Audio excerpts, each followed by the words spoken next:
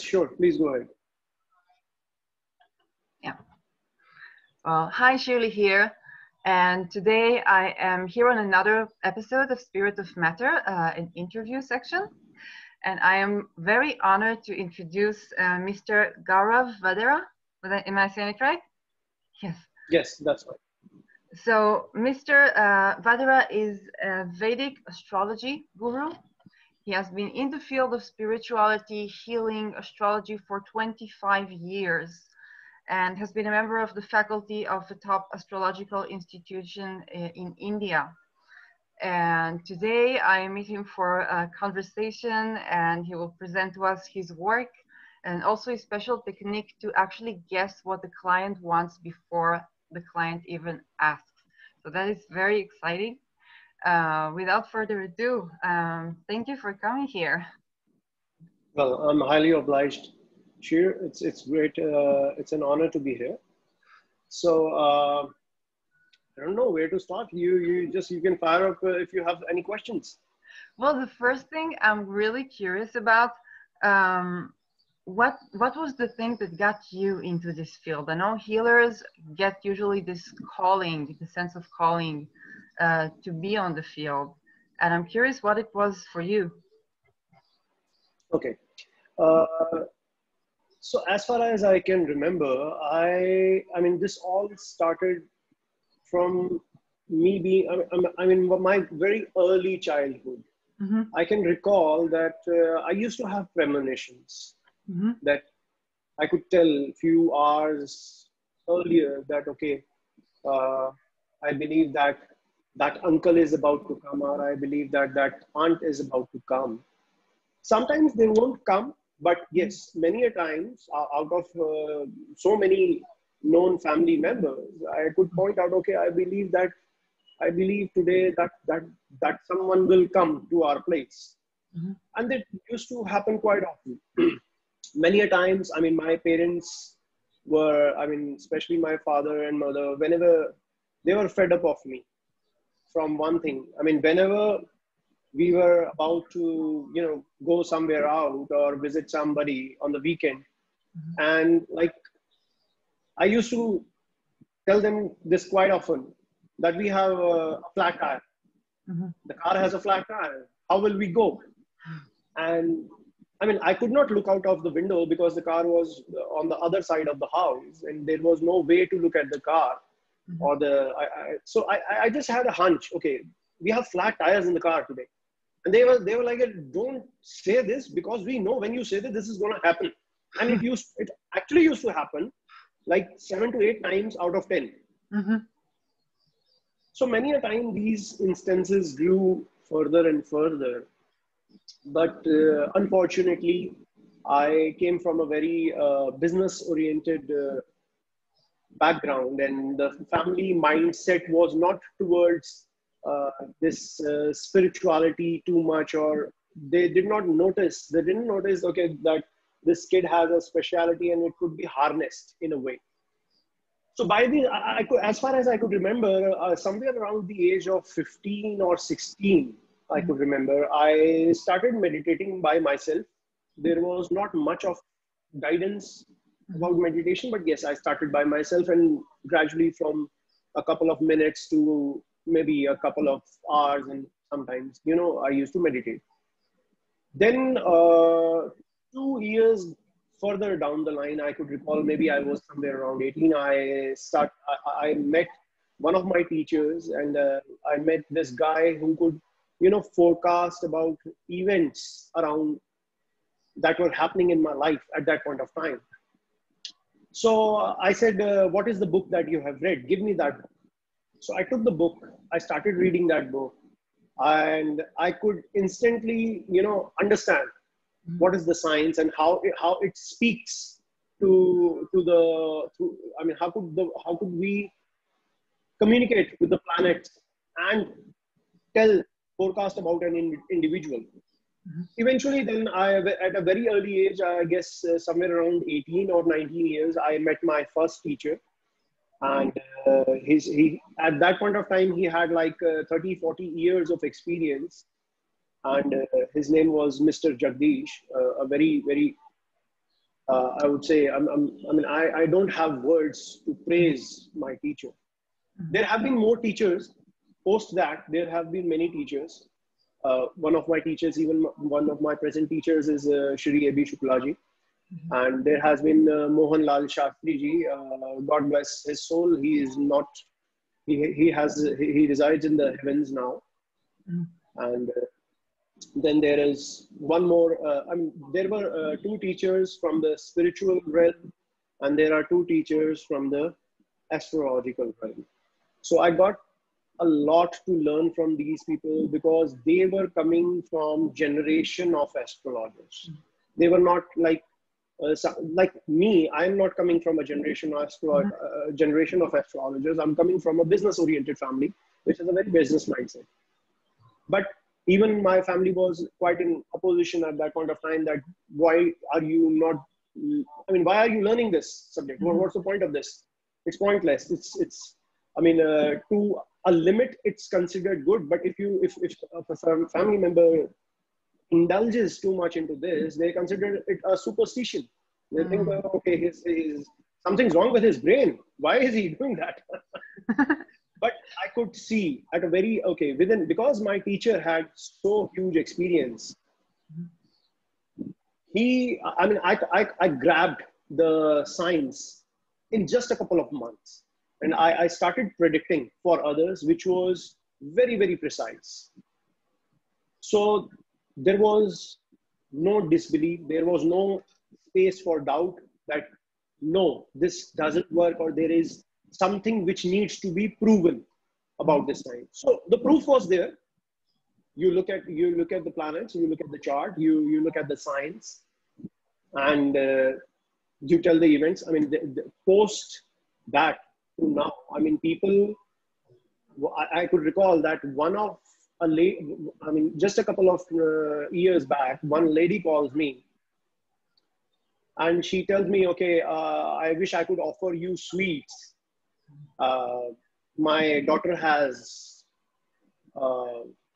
passed her PhD.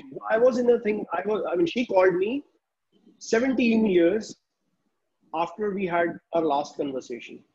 Somehow I changed one of my phone numbers in the middle, and she got my number from somewhere. She called me after, she said, I'm calling you after 17 years. And I could recall, yes, it's been way back since we had our last conversation. So she tells me, and then my daughter has graduated, and she has done her PhD. And I was like, okay, maybe she's contacting me to get her daughter a good, maybe a groom. Maybe she's thinking, okay, somewhere he may have contact. It was kind of, astonishing. So the next thing she reminded me of, even shakes me till now. How I do this, how the science does it magic. She said 17 years earlier, when her daughter must have been in standard 4, I looked at her horoscope. I told her that your daughter is going to go for a PhD, and not only will she do her PhD, she will also get a gold medal in her PhD. So she tells me on the phone that not only she has done PhD, she has also got a gold medal in her PhD. Then she goes even further. But you also told me that my son will not study beyond his initial graduation, which he didn't. That was like 17 years earlier. And if you could tell something like decades earlier about a person, then there is some fact to it. It's not just a hunch. It's not just a superstition. So there is there's no space for doubt or disbelief here. When you're talking about something, when you're talking about hardcore facts, then there is, first of all, let's eradicate the point where it should be like, okay, it may be or it may not be. No, it is there.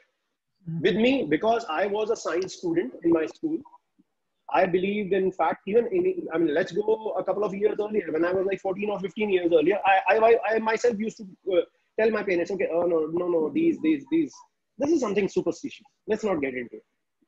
But when I went into the depth of the science, I realized, no, there are facts. Mm-hmm. And if something is not factful, I really myself don't want to get it. Mm-hmm. So then gradually, since my journey started very early, then and I grasped things very early, at a very early age. So I could remember I started teaching, I taught astrology in year maybe 2003 or 4, somewhere around that. I started teaching. And then I kept on with my research. I'm still researching, I have few of the degrees. I am a faculty member with one of our topmost astrological universities here in India. And I teach not in the university. I have taught various subjects in the university on and off. When somebody is missing their class, other faculty members missing their class, I used to take up that class. Otherwise, I was basically teaching predictive astrology. Mm-hmm. Apart from it, I have been teaching astrology and other realms of astrology to various students across US, UK, Canada, Singapore, and within India itself. So since it has been a very long journey, past a long time now. So I teach a lot of subjects. I teach basic Vedic astrology. Then I take it to an advanced level where one can pinpoint events about marriage. Like, okay, when you talk about marriage, a very simple thing comes to mind. Okay, either it's a love marriage or either it's an arranged marriage. But when I tell my students, no, there can be 10 types of marriages. They're like, how? 10 types? What kind of? Okay. So the 10 type of marriages, again, first of all, early marriage, I tell them, early age marriage. Then there is late marriage. Then there is denial of marriage. Then there is out of caste marriage. Mm-hmm. Then there is arranged marriage. Then there is love marriage. Then there is happy marriage. Then there is unhappy marriage. Then there is multiple marriages. Mm-hmm. And then there is the last topic is of widowhood, which I don't teach or consider because that is a very negative thing in itself. But if you look at the paradigms of marriage, there can be many types of marriages. Mm-hmm. So when I go to the advanced level, I get into the depth of this, how you can check about where will the marriage go? How will the marriage go? Will they get married in time or not? Then another thing is profession. I get into the depth of it to pinpoint the profession of the person. Mm-hmm. So in 7 cases out of 10, one can exactly pinpoint the profession. What will it be? Because in today's world, let's go 1,000 years back, there were limited professions. Okay, one will be farmer, one will be potter, mm-hmm. or a soldier or something like that. But in today's world, with such a versatile, fields and specializations within themselves, it becomes really hard. Mm-hmm. So the way I have defined it, I have devised new schemes. With that, one can pinpoint the profession till the extent, okay, you can tell, okay, there is a probability either this person will become a doctor, and even being a doctor, this can become a specialist for either a brain surgeon or a gynecologist. Mm-hmm. So you can specialize with that. So you can sometimes, or many times, I can say, you can come down, pinpoint the specialization of the person, which becomes a great deal of,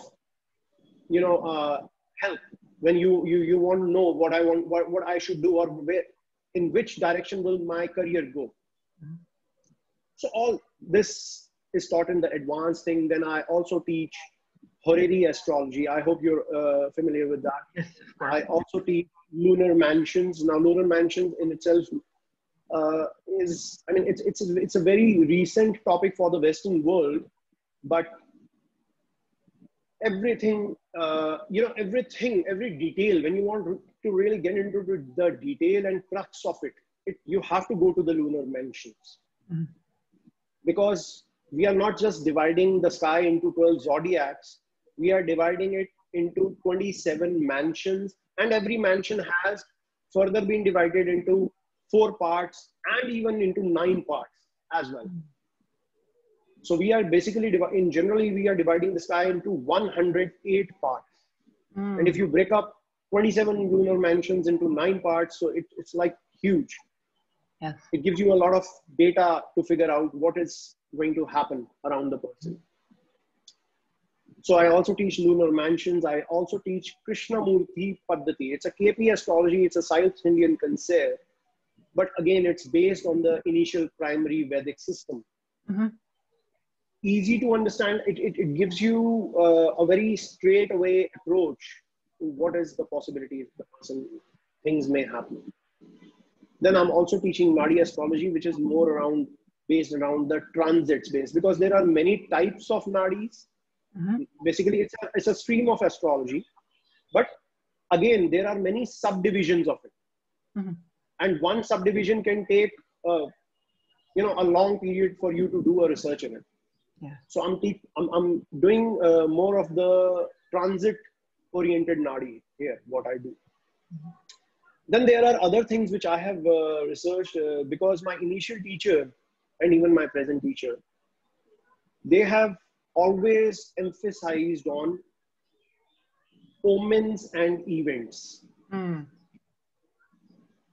The earlier teacher also has emphasized a lot on dream interpretation.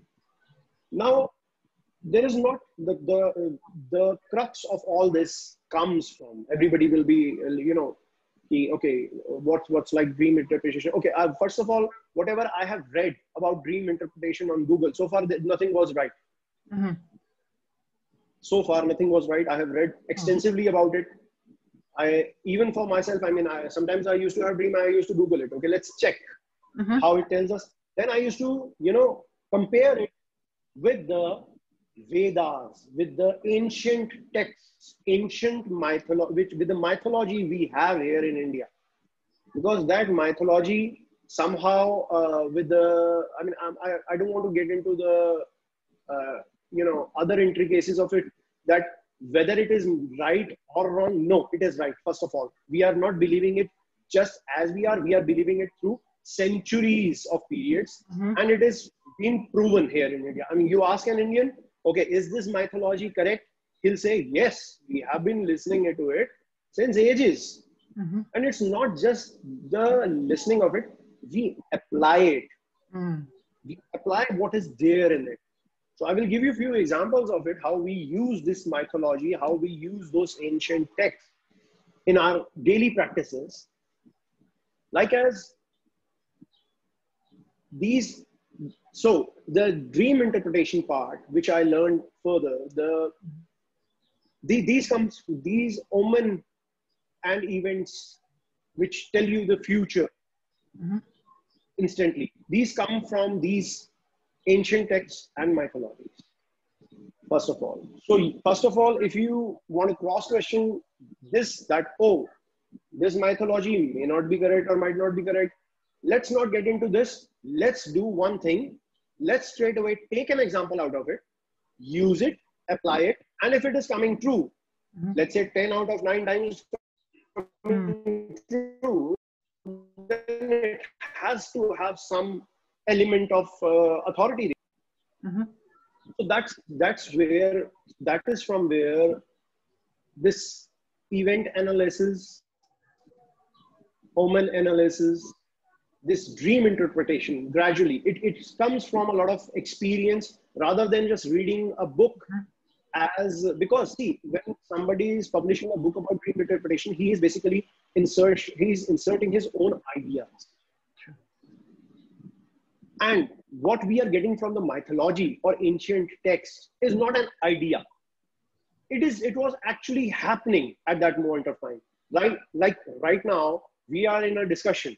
This is really happening. It's not, it may be, it is virtual, but we are physical. It's not that we are just an imagination. So those mythologies were not imagination. They were happening at one certain point of time with someone, and that same experience is coming down the generations. That is why I said astrology, I learned astrology from generation astrologers, not from somebody like me who is not a generation astrologer. But the best part was I got that blessing to learn from generation astrologers. Because there is a lot of hidden science there is a lot of why hidden, why secret? Because see, it's like plutonium. This is, if you can, I mean, nations are doing researches to know the future. Mm-hmm. Sure. Like we are still centuries down the line, we still want to know how Nostradamus, a great fortune teller, could predict about events. Mm-hmm. So experiments are being done, that how we can get to the speed of light and maybe move things in the future, or maybe take something out of the past and amend it. But our sages, through their ancient texts, have given us that machine already. We have that machine in the form of future telling machine, which can tell us what is about to happen on the basis of the past. So the Indian astrological concept is not as of what is now and what will be in the future. It is on the basis of what has been happening in the past. So every action as of now or in future will be a consequence of the things that are done in the previous past or previous lives, because we believe in the theory of karma. Yeah. So karma is even right now what I am doing. I'm talking to you, you're listening to me. This is also a part of karma. Mm-hmm. As of now, whatever we do is karma. Even if you are sleeping, having a sound sleep, that is one of the karmas. Mm-hmm.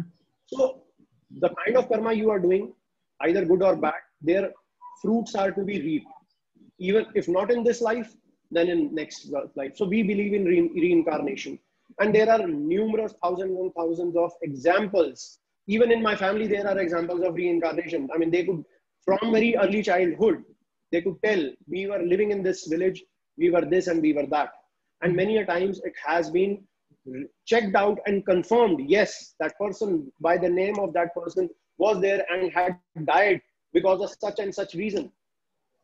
So definitely these things are there. So again, we don't have to go into that side of stream where we think, okay, first we need to prove this. Yes, it is right or wrong. No, it is right. So coming back to the events, what I usually teach, now this event thing is such a big thing in itself that it can be taught through, it takes a lot of time. It's not that something which I can teach in 10 classes or 20 classes. It is a holistic process of learning. It's more about observational skills, which comes from, years of experience. Mm-hmm. So I can do dream interpretation, which is on a very different level from what we usually do. Then there is dream interpretation, which I do. There is event-based predictions, which I do. And there is another realm of astrology, which I am developing, is photo frame astrology, or you can call it painting astrology. So it is based on the paintings or the pictures in one's home. Mm-hmm. So everybody has some or the other picture, either at the entrance or inside the bedroom or the dining room or anywhere around the room. So based on those pictures, I can predict past, present, and future. Wow. Now, why this is important? I can give you one very straight hint. Why did influential people, kings, queens, had great art, bought for, millions and maybe even billions, mm-hmm. to be placed in their, palaces? Why did they do this? These paintings had great influence. Mm-hmm. Sometimes these paintings can be makers or breakers. They can either make your destiny or they can disrupt your life in other way. And there are many instances in history, even in British history, when you will know that, okay, certain king brought that painting in the palace, and after that, everything was a havoc. So that is a very untouched field of astrology, which I am working on. Wow.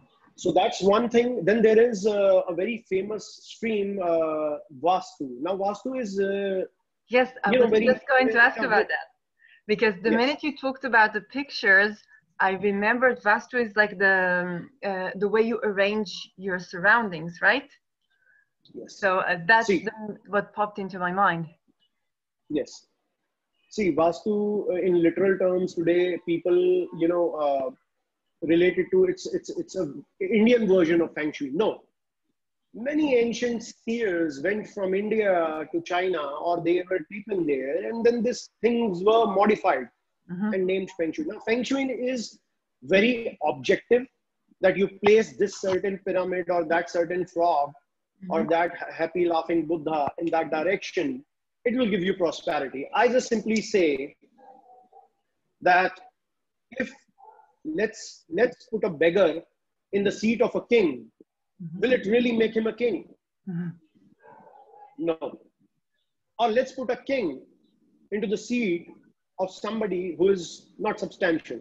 Will it change everything around him? No. The king will always remain a king. So this Vastu thing is not objective. It's working on a very environmental, harmonial basis.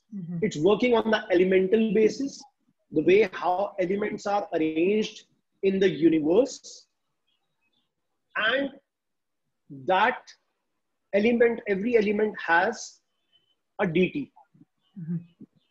Then that deity also role plays, the mythology of that deity will also play a huge role in that. Like, as okay, let me give you one very basic example of it. Basic example for Vastu. That there, we have a very small notion. If you have a square plot, if you have a precise square plot, you draw two lines diagonally across the corners of that square. So you will get a center of that house, or the center of that property, whatever. It can be an office, it can be a home, anything. So that center becomes very sensitive point. We call it Brahmasthan, because it is associated with the deity Brahma, and what is said about is that there should not be, I mean, it should be clean and empty. Everything in and around the Brahmasthan should be clean. You should not put heavy objects over the Brahmasthan. Just like, so basically it is forbidden. It's a forbidden place where you should place anything. That is the main analogy behind it. Why? Now, astrologically, from the chart, from the 12 houses, if we go and look at the Brahmasthan in a horoscope, the Brahmasthan is right at the beginning of the 9th house. Now, why 9th house?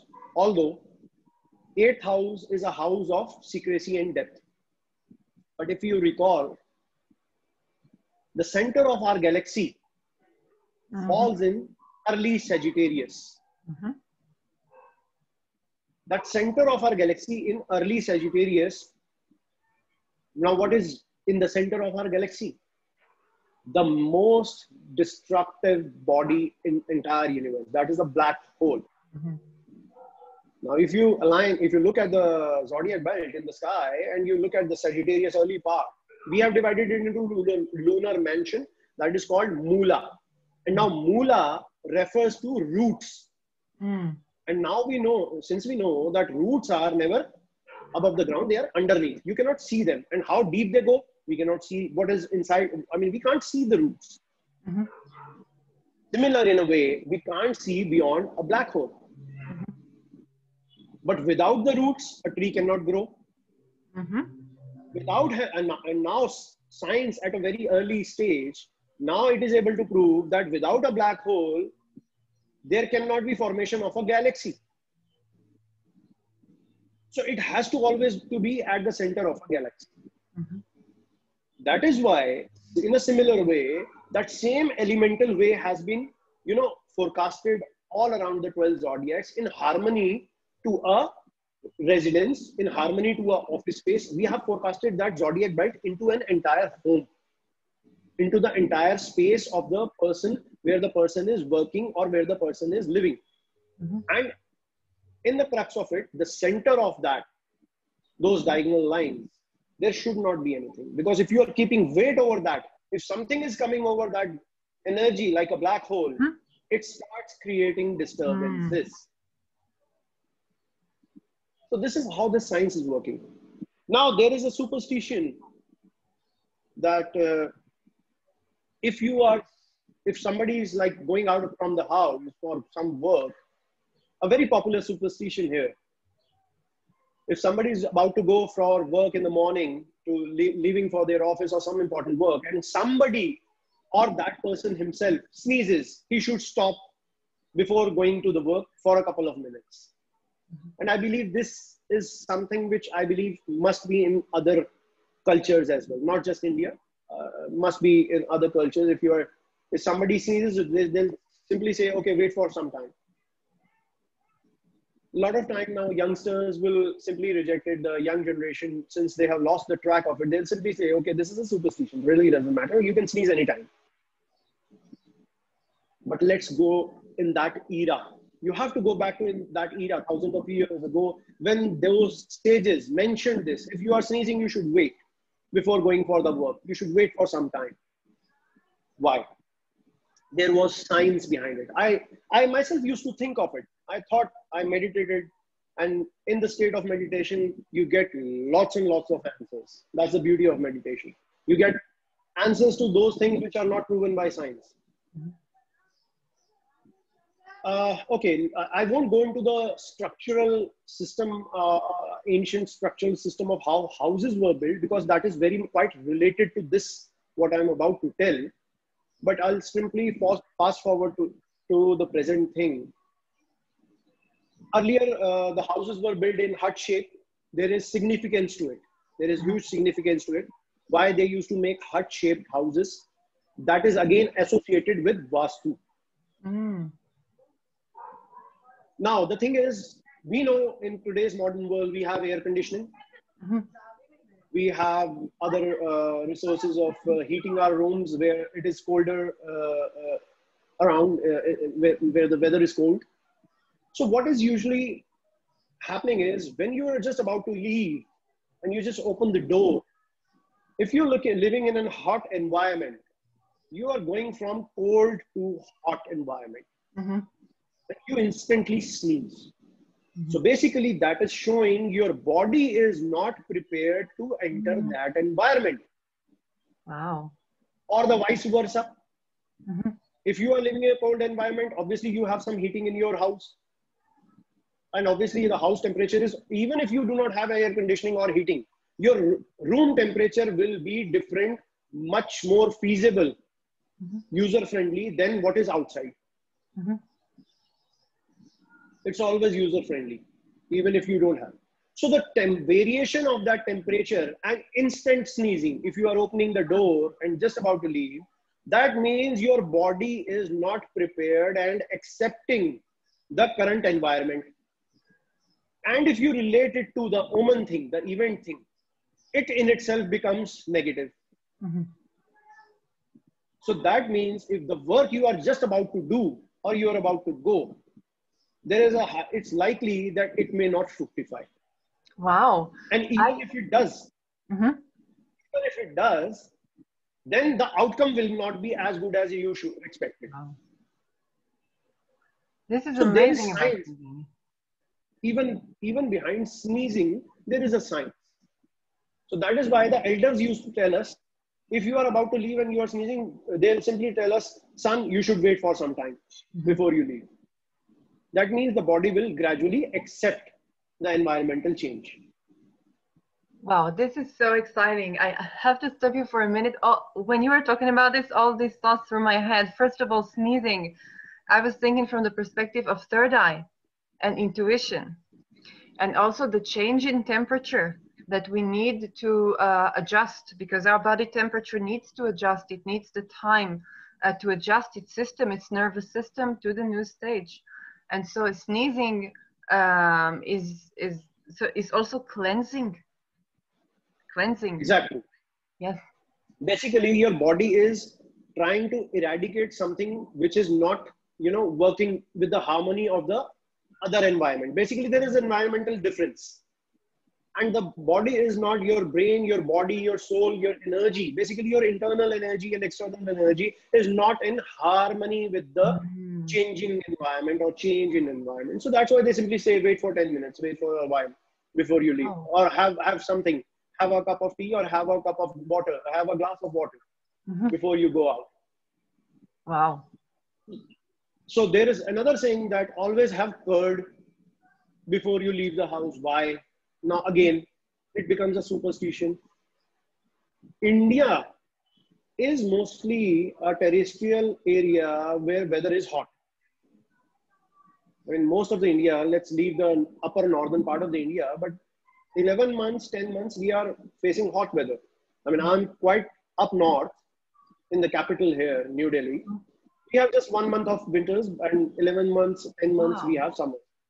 Wow. So why they simply used to tell us that have curd? Because curd is something which basically nourishes you. It gives, it's water based. It's alkaline.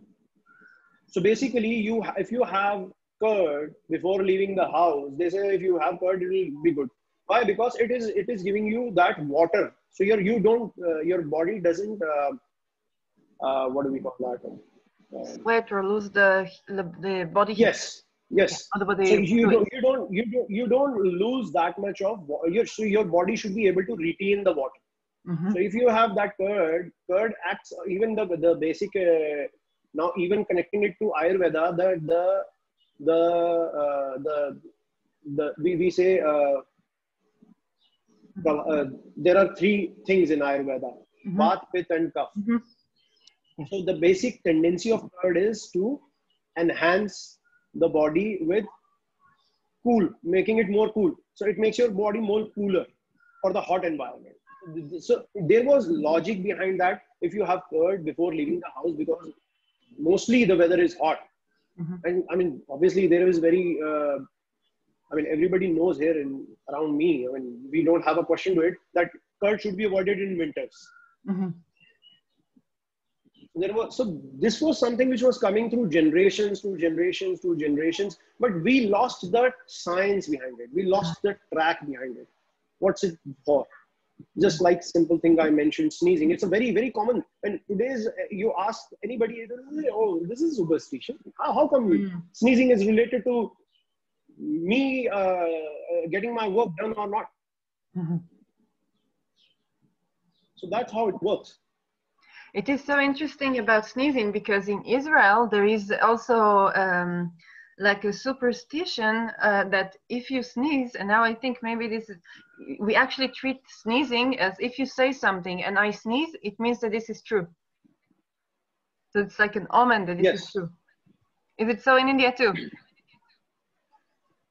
No, we take it as if somebody is about to do something and somebody else sneezes, that work may get hindered. Again, that is the part of associated with hindrance. Because it is something which is abrupting something. Not give, if you are like, if you are in a meeting or even while I am talking to you and I suddenly sneeze. So the conversation is stopped and the flow of the thought is broken. That is how it is. There are a lot of other things. I mean, if I go with them, I mean, we won't be ending up till midnight. So I won't go into other things, but these are the things, I mean, I teach my students. I bring them out of the superstition to the reality in tandem with nature, understanding the nature and then realizing what is the reality. Amazing. You've covered so much. Yeah.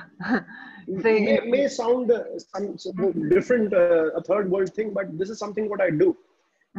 I teach my students in personal classes. I don't do like group classes of 20, although I have many students, but I teach students on individual basis. That is something I do with my students because this is a subject, again, why generation astrologers are successful astrologers, because that knowledge has been provided in person to their own son, child, disciple, whatever. Even about the science, I mean, many may think, okay, I'll just read a book and understand this. If just by reading a book, one can become an astrologer, I would simply say, why are we paying millions of dollars to the universities, going there, understanding law, understanding becoming a doctor? Then just read a book and become a doctor. Why not? Read a book and become a car engineer. Why not? That cannot be done. You still need somebody. At one point of time, you always need somebody to hold your hand and tell you, okay, this is the path you need to go. Because there is always a path which is dark. You cannot have enlightened path always through just the books. So that is something I would say I do this as a, I would say, justice to my students. I teach my students on one-to-one basis. I don't do group classes with them. Because one student just, I mean, this just happened a couple of days back, just 2-3 days back. I conducted the same class for another student. So one of the students just understood the concept in 30 minutes, but another one took 2 hours to understand the same concept. So if it was, they both were in a group and I was commencing a class and I did that class like in an hour, so somebody would be at loss, definitely.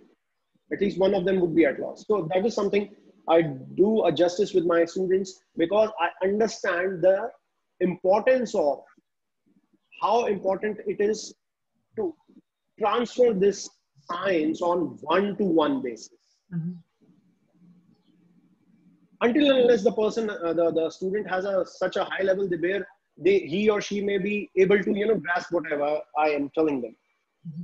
So I think I took a lot of time explaining what I do and going with the superstitions. And I mean, this is something, what is happening around. So I try to give them clarity. That is the whole agenda.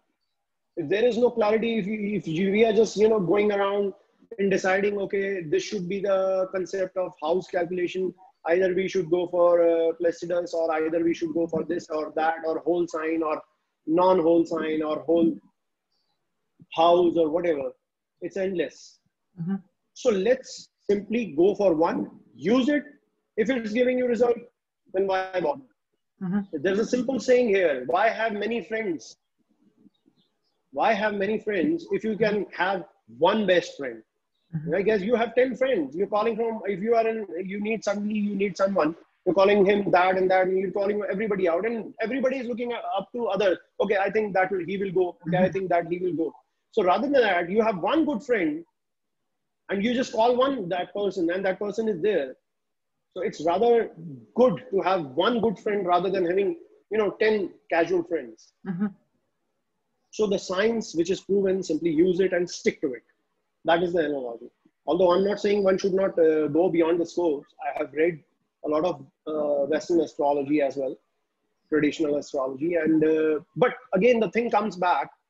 I cannot relate the sidereal system with the tropical. Because the sidereal system in itself is exact position of stars as it is right now in the sky, as you see it in the sky. But the tropical is more based on the equinoxes, the seasons, which are eventually gradually shifting. And we ourselves are realizing from our childhood, if you are like anybody who is like 30 years old, can realize that, yes, there is a slight change in the months and the climate. There is a gradual shift. Now, why that is happening earlier is because of other environmental reasons as well. But eventually, what is astronomically proven is that our equinoxes are shifting in orientation with the zodiacs. So what is the difference is sidereal zodiac system is considering the exact position of stars and planets compared to the observer, which is us. But so that gap, I cannot, always there is a different, Because if you cast a same chart for the same time from tropical point of view and sidereal, the charts will be quite different. Right. But yes, a lot of way of analysis, the squares, the triangles, X, Y, Z, they all are there. But we have, again, that secret thing, those secret things in the astrology, they again come from generation astrologers. And that is something which I got blessed. And that is why I could grasp so much more at a very early age. Although now it seems, okay, 25 years, everybody, 25 years is a long time. Anybody can learn astrology. But I would say I have learned just about 10% more from what I had learned 20 years back. So I learned a lot within a couple of initial years. And then the learning pace gradually, kind of filters down. So you are then filtering down to things. So that's how it is. I'm curious about it right from the get-go when you told me that the minute you were exposed to astrology, you really got it. And the first thing that got to my mind was exactly that thing of incarnation, that perhaps this is not the first life you're doing it. Absolutely. That is something that my chart also tells me, that I have not been doing this just in my previous life. It has been something which has been with me from many, many previous past lives. So that is something I already know. Would that be related to Ketu? Okay. There is a lot of notion here in the Western world that Rahu and Ketu are karmic planets. Okay. First of all, we need to understand what is karma. I just mentioned previously that anything what we are doing, even as of now, is karma. Even if you are sipping at a cup of tea, that is a karma. You are enjoying a cup of tea, that is a karma. You are watching a movie, that is a karma. All this, either enjoying something or being at discomfort, all this is coming, these are consequences of your own past. And what we have, how we have related ourselves with the past.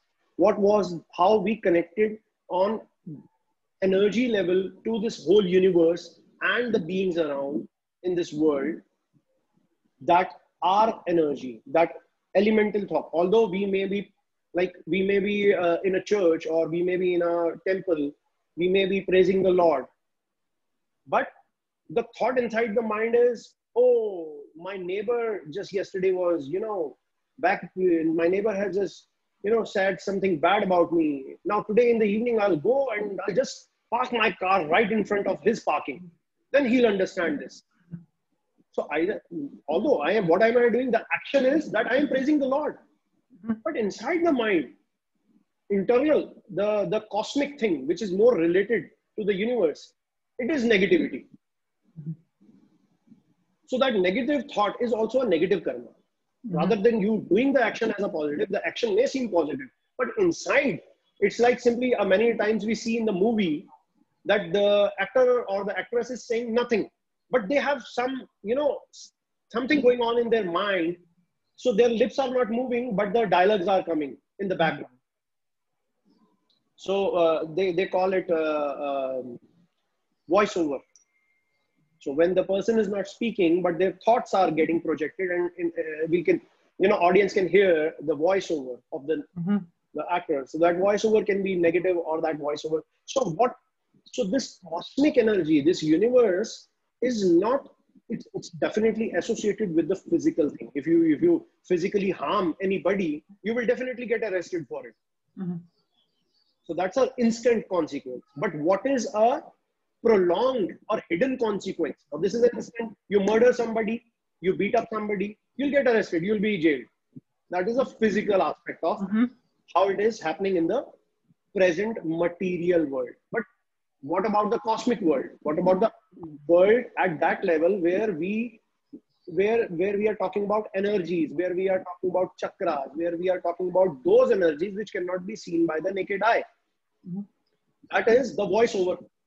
If the voiceover is negative, you are constantly thinking negatively about people around you.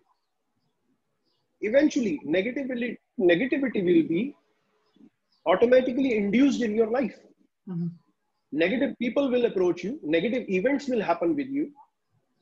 Why? Because the voiceover. So that voiceover becomes very important. Now people on a physical level, even holistic workshops are happening and people are thinking, well, I'll just do good and I'll get good.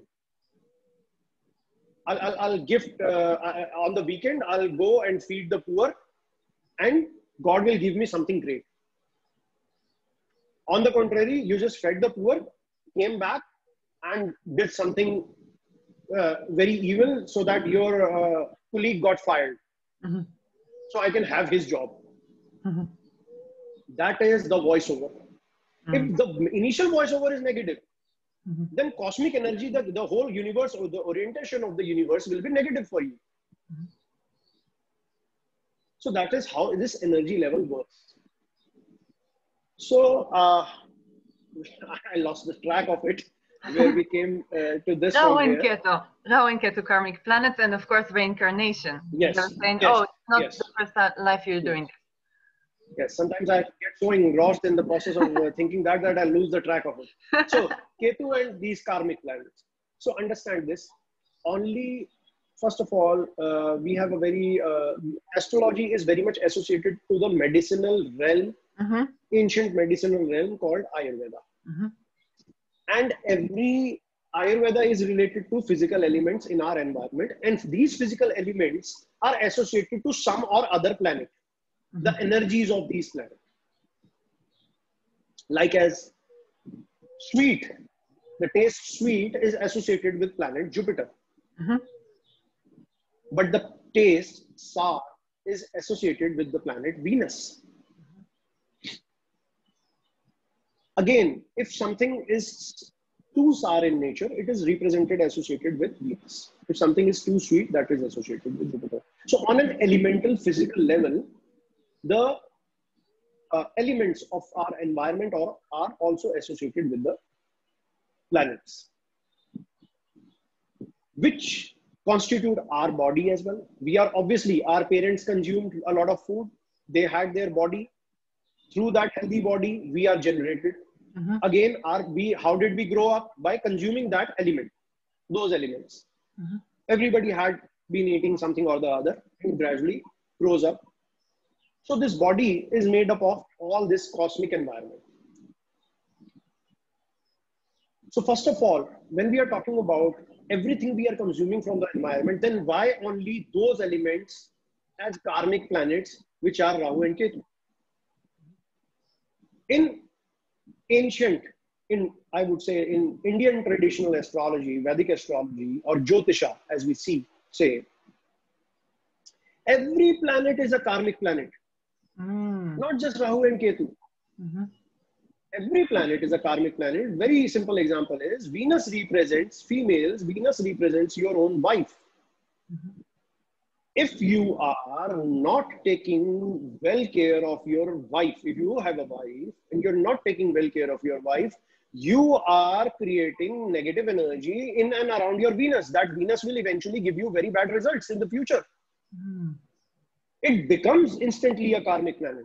Why not Venus being a karmic planet? So that's how simple it is. Every planet is a karmic planet. Only Rahu and Ketu are not karmic planets. This is a axis. This is not a physical axis. This is more of a, I would simply say there are waves. Everything in our environment is based on waves. Now all of a sudden, just like from 2 decades back, every astronomer is talking about waves. Gravity waves, light waves. Yes. Go back 5-7 decades back. They were talking about. Go 10 decades back. They were talking about rays. But now all of a sudden they are talking about waves. Now they are even talking about gravitation not as a entity. They are talking it as a wave. Gravity is a wave. So just from the light coming from a ray, now even light is considered as a wave gradually. So everything in tandem is considered with a wave. Everything is balanced on a wave. So Rahu and Ketu are basically sensitive. These are certain points, maybe made by gravity, maybe by those waves which are still yet to be discovered. Obviously, science is an evolving process. Yeah. It is way up further from what is the entire universe, what is happening in the entire universe. We already can say that. So there are many waves which are not discovered as of now, which may be discovered in few decades. And so these waves are creating some sensitive points. Our ancient sages calculated these points. Okay, there are these points. They are very important. Now, these waves, these sensitive points created in the space have direct influence on us. Why? Because these are being created not just by any other planet. They are most important planet, the most important, formations in our solar system. That is the sun and the moon, the luminaries. Although we literally call them planet, but our sages have clearly mentioned them as luminaries. And in a literal way to, or not always say luminary and others as planet. They simply put them at all of them as planets. So they create sensitivity. I would simply put it as the Rahu and the Ketu, they create sensitivity at the points where they are. Now that can be good, that can be bad, depending on the placement and association of other planets. So let's not simply put them as karmic planets. In fact, I recall conducting one workshop for UK astrologers on Rahu and Ketu. It's very much on the YouTube channel. So somebody even there mentioned that this is a karmic planet. And I told them even then that this is not the karmic planet. All the planets are karmic planets. All the planets are reflecting that this is something coming from your karma. In fact, if you talk about karmic planets, one should always focus on a retrograde planet in the chart. Mine is full of them. Now, why Rahu and Ketu they are becoming more popular as a karmic planet. First of all, they are always retrograde. But if something is always retrograde, it should not be considered in a special treatment.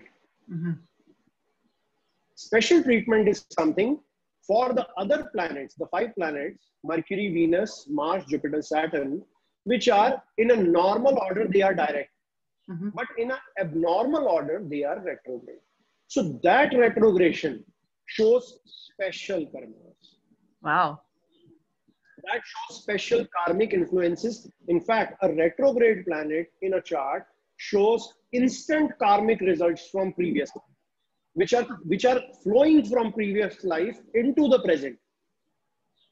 These are bound to be faced by the native, by the person. These are bound to be faced. So one should be always, my suggestion would be, rather than focusing on Rahu Ketu as a karmic, you should focus on a retrograde planet in the chart.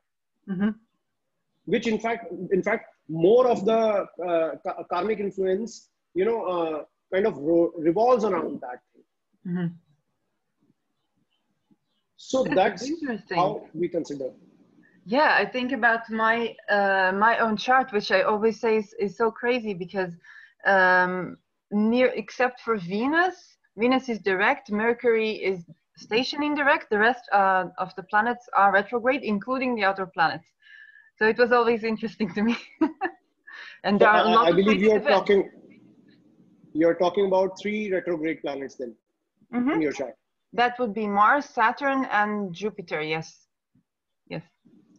If a chart, okay, let me tell you, if a chart has 3 retrograde planets, the person will have exceptional life experiences. I'm not talking about good or bad. I'm not talking about, I'm not going into the, the orientation of the event, but yes, the life will be eventful, undoubtedly. Exceptional circumstances would be happening in and around the person's life. That is for sure. Yeah, I can definitely. And this, if a person has a 3 retrograde planets, that chart becomes a special chart. I mean, I would say a chart becomes special with just one retrograde. With 3 retrogrades, it becomes extremely special. I feel special. Yes, I can definitely see how fated things, and some things are just fated. You can do, you know, you can work your thinking, you can heal yourself, you can do alchemy, you can learn things, and you also have to accept that some things are, they just happen. And it's amazing. So, any specific question you had in your mind before I come to another thing that I would like to discuss about the events thing, which we basically asked about dream interpretation for people who do not have birth details. I mean, how can we deal with them? Anything beyond that scope you want? Yeah, that was exactly my second question about dream interpretations, of like for you to go to your next topic. Okay, anything beyond that before we start? Because once I go, then the flow will be directed to that. It is okay. You can go on.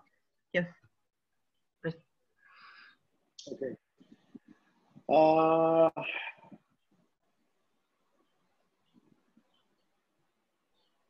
Okay, I'll again go back to when I was 18 or 19 years old, and my first teacher, he taught me astrology, and I could see the magic of how this science works. But just down a couple of maybe weeks or maybe months, 3, 4, 5 months down the line, when he could see that, yes, I have started to predict events for others, he started emphasizing rather more on the dream part and the event part rather than astrology. And I was like, why are you emphasizing more on something else? This is working. This is really working. I was very young. I was thinking, this is working. Why go into something else? This is working really good. He said the crux is there. And I listened to him. I started following what he was telling me. And I could see brilliantly things started to work, how dreams work. I mean, first of all, I mean, past 20 years, I have been dreaming. I mean, we dream often. First of all, if you meditate, your dreams are crystal clear. I mean, you are like just, you are living a second life in your dream. Your dream. That is, you think of something and you can dream about that thing. That is a very high level of dreaming. That is a higher state of dreaming, where we are talking about 4 different kind of sleeps. But I won't get into that. That because that is a totally other, that will take us to a different realm of discussion. So whatever I used to dream, I used to check it. I already mentioned I used to Google it, and I used to, or how my teacher, sometimes I used to ask my teacher, okay, I'm not able to make out what this dream is about, so you please tell me. So he'll say, okay, just give me a day or 2, I'll just meditate upon that, and then I'll get back to you. As I already mentioned, meditation helps you get resolution to a lot of problems. It's not just about even a problem. If you want to gain knowledge, even then meditation helps. A lot of things which are, I have discovered about new things, which I have discovered, which were not mentioned in astrological books, comes from meditation. I just simply thought how this will happen. I was thinking about one thing the other day, and then I was meditating maybe 2 days from that, or maybe sometime after that. And I instantly, in a flash, I got the answer. Okay, this has to be like this. And then I tested that, and that worked out. But it's not just once. It's a frequent. It has become a frequent habit now. So he used to tell me that observe the nature, listen, look, just visualize your dreams. What did you dream? First of all, there is a lot of misinformation about dreaming. Is that every dream works? No. The dreams which are only after midnight up till 1 hour after sunrise are the dreams which will fructify. Oh. If you are sleeping in the noon and you have a dream, nothing is really related. It's not going to give you anything. If you Google that you yourself are crying in a dream, it will simply say that you are concerned about something. There is a psychological, background noise in your head, which is disturbing a pent-up process. But if you go to the ancient mythology or the Vedas, it simply tells you, if you are seeing yourself crying in the dream, something good news is about to come to you. Oh. And it will vary even from the gender. If a male is crying, if you yourself are crying, if a female is crying, or you see your opponent crying, things will change totally. That is what the texts tell us. That is the beauty of text and experiences. Then you derive gradually, you meditate upon them. What are they trying to tell you? Let me tell you one more instance about dreaming that, this recently happened to one of my clients. If somebody who's married, I'm talking about a male, if somebody who's married and sees his wife without clothes in the dream, the Google will give you interpretation that there is more of sensuality in your dream. There is more of need or maybe space or blah and blah and blah. But the classics tell it as a very, very bad dream. They simply tell it that within the same day or within a couple of weeks, there will be separation in the couple. Wow. It is very different from what is mentioned in general books. Because when you go to the crux of it, which we are going is our own ancient texts. They will give you extensive detail. Let me share my screen, and I'm going to present you a 1 minute, 2 minute video of, it's a epic. I hope you must, if you have not heard or I'm not so sure, it's Ramayana, associated with the Lord Rama, one of our Lord, he's a deity here. He was an avatar. Avatar is like, in English, it is messenger, not really messenger, something different. I have to Google avatar. I'll give you the hosting so you can share your screen. Just give me one moment.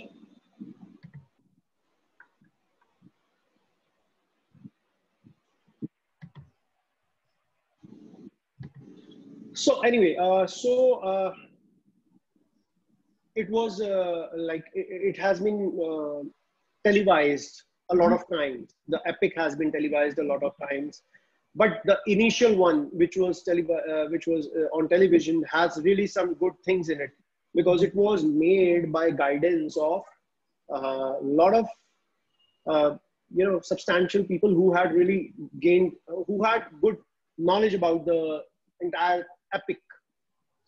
So at one point of time, this younger brother wakes up with a dream, a very bad dream. And he tells us that, okay, I was dreaming this and this. And let me show this to you. Then yes. Although it may not be in English, the language would be different. So can I share the screen? Yes, there is the green screen share. Okay, I have got the screen share. Yes, Safari. Okay. All right. Just share sound. 1 second. And yes. Okay.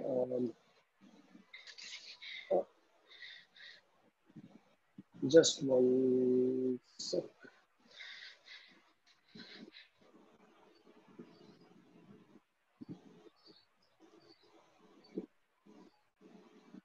Yeah. Can you see the screen? Yes. Okay. So this guy all of a sudden.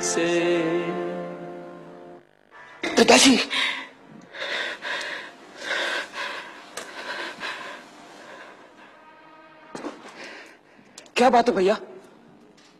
The brother comes and asks him what happened. क्या सवेरा हो गया? हाँ भैया. He asks him, is it morning? कहते हैं भोर का सपना सच होता है. Okay, great part here. He says, he instantly asks the younger brother, has the sun risen up? He says, yes, it is morning. Because he wants to get the answer to when it has really happened. Is it happening post sunrise or pre sunrise? I recently told you that dreams which are happening from midnight up till 1 hour post sunrise are going to fructify. The next thing he instantly asks is very interesting thing he says. का सपना सच होता है. Yes, he says dhor ka sapna. Dhor is the period just after sunrise, just when the sun has risen, or just a period before sunrise. So that's the middle part. So he asks, is that point of time the the fructification is definitely there. आज तक मैं भैया राम के लिए 2 स्वप्न देखता रहा, लेकिन आज मैंने अपने पिताश्री के लिए 2 स्वप्न देखा. क्या सपना देखा पिताजी?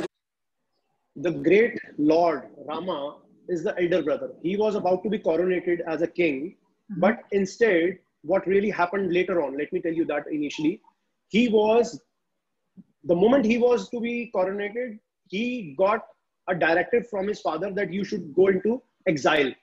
And he went into exile in the forest for 14 years. Now this younger brother is telling, I always used to see I was bad dreaming frequently about my brother Ram, but all of a sudden I have seen a bad dream about my father. Now the story is changing here. कैसे बताऊं? पिताश्री के sir पर मुकुट नहीं था. Now he starts telling what was the dream. He says, my father was without what is that on the head of the king? The crown? The crown. Yeah, I saw my father without a crown. उनके बाल खुले हुए थे. His hairs were like mangled. एक गोबर से भरे हुए कुंड में वो पर्वत की चोटी पर से गिर पड़े. And I could see him falling from the hill. उन्होंने तिल भात खाया. And he was like being fed some very gruel, what do you say, something which is given to beggars. उसके बाद उन्हें मस्तक नीचे करके बार-बार तेल में डुबाया गया. फिर दूसरा सपना देखा. सागर सूख गया है.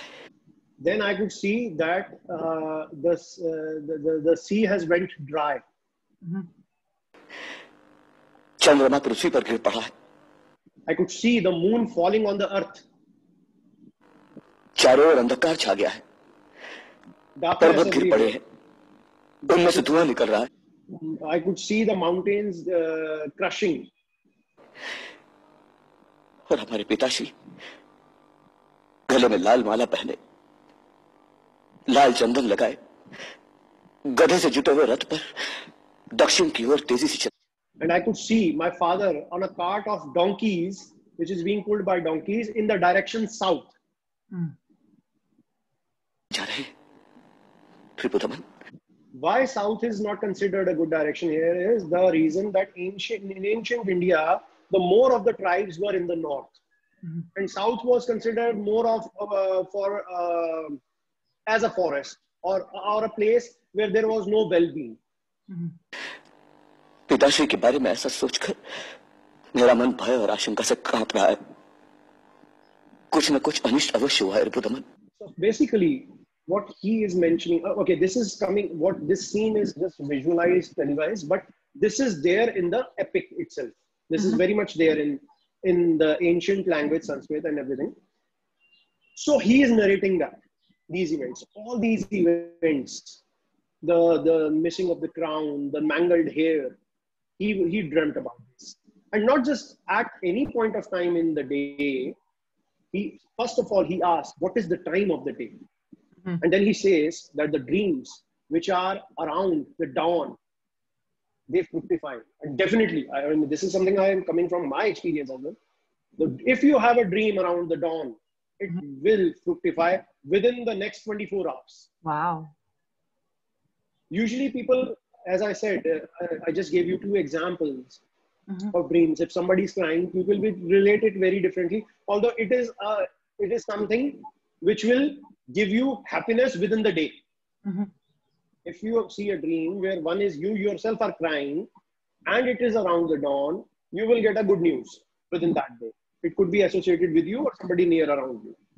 There is a good news about to come. Now, this is something which is very different from what is mentioned in personal views of others who are writing it in books. So that is the difference between, this is what I am telling you, the difference between mythological conception of ideas from mythology and ancient texts, and conception of a personal view. So we are not emphasizing, I'm not emphasizing my own view. Okay, I think of something and, I mean, how can somebody who writes a book have all the dreams? It's not possible.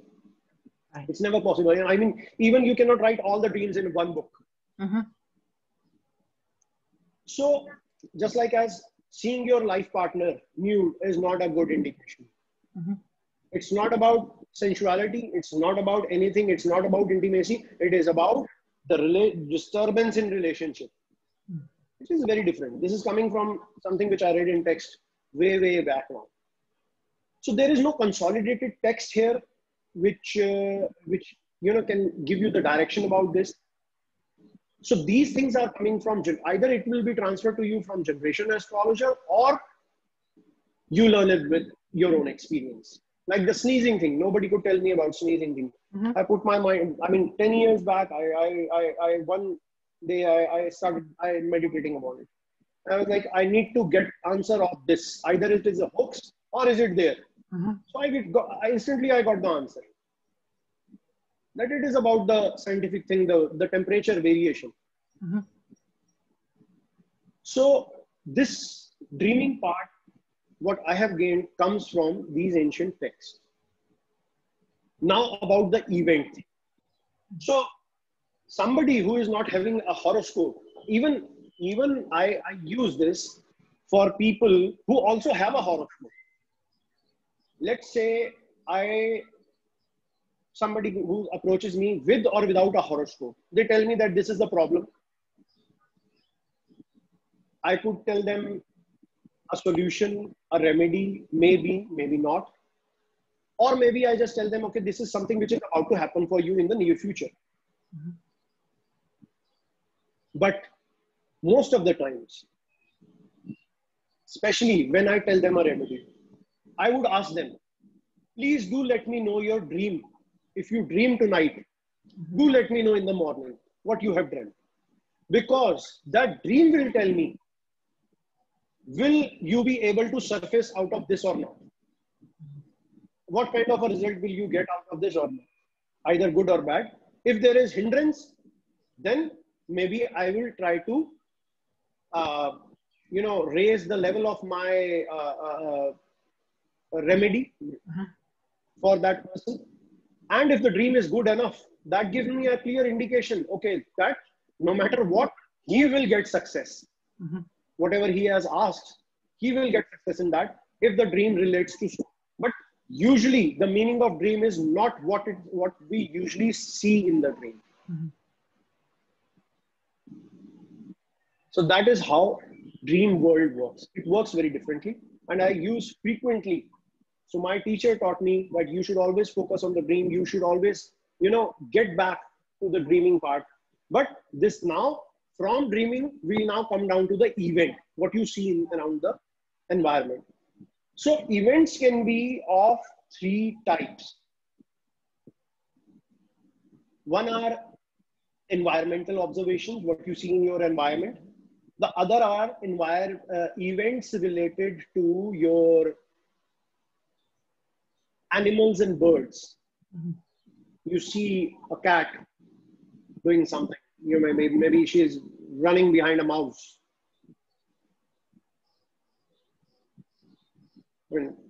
Depending, we have a lot of dogs here in around our vicinity. So some event related to the dog. Maybe dogs are fighting with each other for food. That becomes an event. That is the second type of event. Then the third event is sudden events. Something which was out of the order. Now, what can be out of the order? You just go out of your house and all of a sudden somebody throws a bag full of garbage from their window. That is sudden, not expected, not a usual thing to happen. It's not a usual thing to happen. Somebody all of a sudden slaps somebody in front of you. You're just passing from somewhere and somebody unexpectedly while they are talking and all of a sudden they slap somebody. So this is the instantaneous actions, sudden events. So events can be in harmony, what is happening usually, what is happening with the animals, and what is happening all of a sudden. So all these need to be considered. Like as one example I would give you, I would even tell you one practical technique, you can use it for yourself. Okay. But don't use it on yourself or your family members. Mm-hmm. It will not fructify. It will not give the result. Okay. If anybody asks you or in front of you, somebody is asking somebody something, that will this happen? Now that can happen. Okay, somebody asks, let's say, will I get married to this choice of person, or will I get promotion, or will I be able to get X, Y, Z, anything. And without any other negative event happening in your environment, without any sudden or negative event, and you yourself are having a meal, not the other person, you yourself as an observer are having a meal and you are enjoying that meal. That is one specific aspect of it. You are enjoying that meal, or you are having something sweet, like a dessert at the end of a meal. That person's question that will definitely fructify in a positive way. Wow. I felt immediately of Jupiter, the great benefic. No, not only the Jupiter. See, you can be having anything salty. It's not about that. Okay. It's not about having something salty. It is about having a meal which you are enjoying. It could be a regular meal. It could be a spicy meal. It's not about anything sweet. But specifically, if it is sweet, then it becomes even more better. Even if you are enjoying a spicy meal and somebody asks in the middle of it, you get a call, or somebody asks you anything, will I get that or that? There is 90% plus chances of it that person will get that. But all of a sudden, if there is abruption in your meal, there is something which is happening out of the order, anywhere in around your environment, then the fructification of that question will not be there. Like as this has been even told in another epic, Mahabharata. It's a very big epic. You can Google it. You can check it. Let me share my. Okay, no, I won't share my screen. Wait, I'll just simply. This. Okay, in this. Okay, yeah. So in this epic, what happened is there is this. Okay, let me show you one image. Then maybe you'll understand this better. So this happened about 5,000 years back. There was this epic Mahabharata where there was a feud among family members for the throne, and it was more of not just monetary thing. It was more about ethical thing. It was fought. The war was fought among brothers on ethical grounds. So there was this person, Karan, by the name of Karan. How do I share? Okay. So this is how he's poster. Now this here is Karan on his own, and this is a real thing made out there in this. This mentions Karna inside the chariot fighting Gatotkacha standing over horses. Now this is Gatotkacha standing over the horses trying to kill Karan, but Karan in fact he's like the Gatotkacha was like a Poseidon. Yeah, so he was one of the most powerful warriors with magical powers, but he was killed by Karan. And this is actually made out in Kota, Rajasthan. It's a place in India. There is an artwork in his name. And this is also found near Denpasar Airport, Bali, Indonesia. It goes up till there. So the mythology is quite famous. So this Karan, when he was about to go to war, he saw few omens. Now, what were those omens? Let me come back to this. So what were the omens was that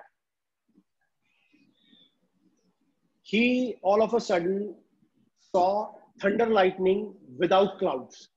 It was a very negative event. Then he says that I can see the birds flying in the opposite direction. I mean, there must be some direction which they were usually observing the birds, that usually at morning or at evening, the birds are flying to their home in that direction, but they were flying in the opposite direction.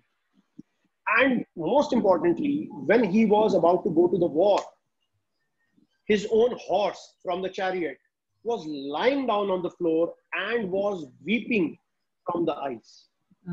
And he himself knew that, okay, these are very negative indications for me to go into the war today. And that was the day when he got killed himself.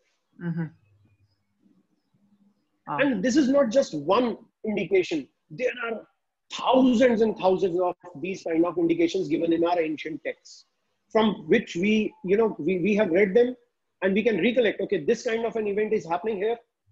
So this can be related to such and such.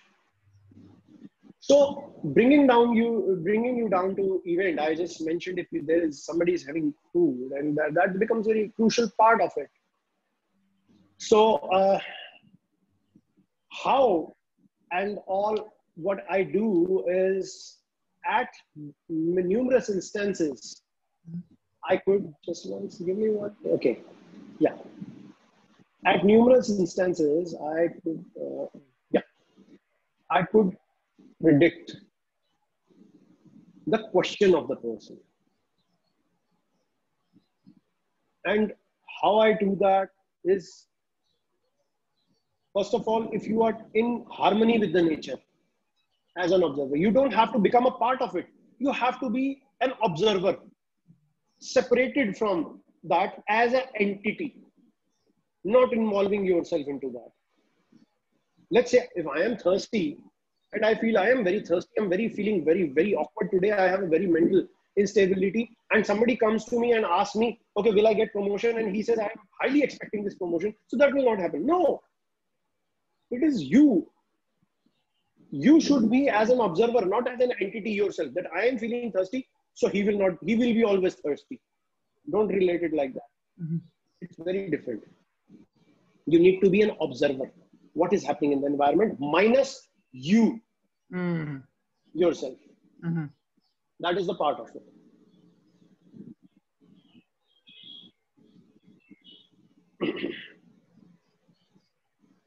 So using that dream interpretation, waking up in the morning, I know how my day is about to come. I can dream when I also dream things.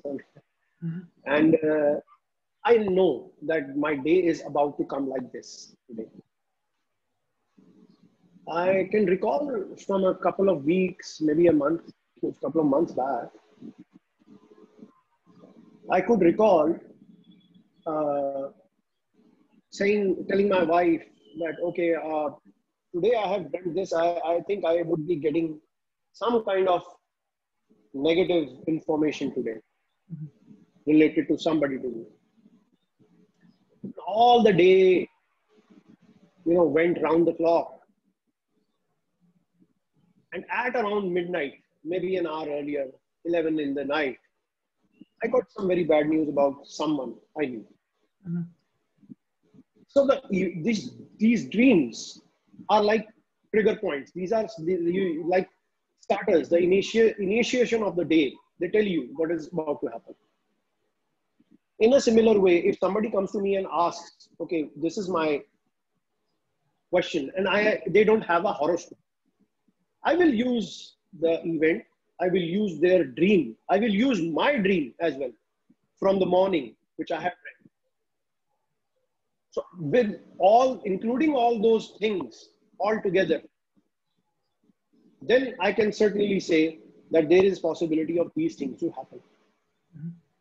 Even in our ancient texts, it is written that how a questioner should approach an astrologer.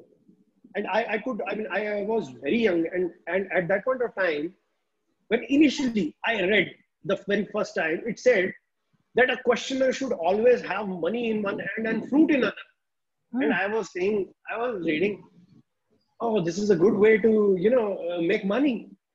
If you tell them in the book that you should always approach. No, but later, few years down the line, when I understood this knowledge, then I got it. That you are basically trying to create a positive event, a positive notion. Mm-hmm. You are not going empty-handed. Mm-hmm. Basically, the point is you are not going empty-handed. Another thing it said beautifully about is one should never approach an astrologer during sunrise or during sunset. Mm-hmm. Now, since you are a student of astrology yourself, you are a learner yourself, you are an observer yourself, you are a practitioner yourself. If somebody is asking a question to an astrologer during sunset, the sun will be in the 7th house. Mm-hmm. Which will definitely spoil the prospects in and around the squares of the chart. Mm-hmm. Definitely there will be influence in the ascendant, to the ascendant and the 7th house. And let's say if the question is about marriage, definitely it's a very bad deal. So that is why in the classics, ancient classic, it simply, they would hint simply, a questioner should not approach astrologer during sunrise or sunset. And I was like, initially I was like, what? Then I went to my teacher, way back. He simply said, the sun will be either the sun will be in the ascendant or the sun will be in the 7th house. So doesn't it spoil the moment of question? So these things, these minute things. Now I myself always not just avoid the sunrise or the sunset. I also avoid the high noon. Mm. Because then the sun will be in the 10th house. Mm-hmm. Influencing the 4th house. Until and unless it is a question about achievement or power. Mm.